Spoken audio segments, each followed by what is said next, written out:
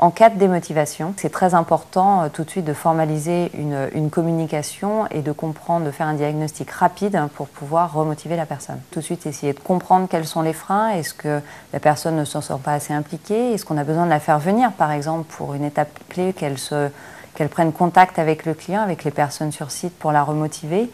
Est-ce que c'est simplement un problème de gestion de son temps ? Elle a trop de choses, son supérieur hiérarchique ne prend pas en compte ce projet qui n'est pas local pour elle et donc elle est submergée et dans ce cas-là j'ai besoin plutôt d'intervenir avec son supérieur. Mais c'est par le diagnostic qu'on arrive à mieux comprendre les éléments qui vont permettre de remotiver la personne. On va se placer dans une situation que j'ai vue récemment.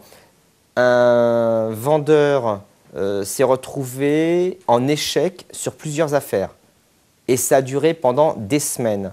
Et à ce moment-là, c'est vrai que le manager, par l'expérience, s'est rendu compte que sa collaboratrice risquait d'être démotivée.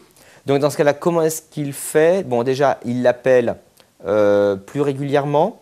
Il prend de ses nouvelles sans forcément lui demander comment s'est passé le travail. Pas pour faire forcément le point, mais pour avoir un rapport, je dirais, humain avec elle.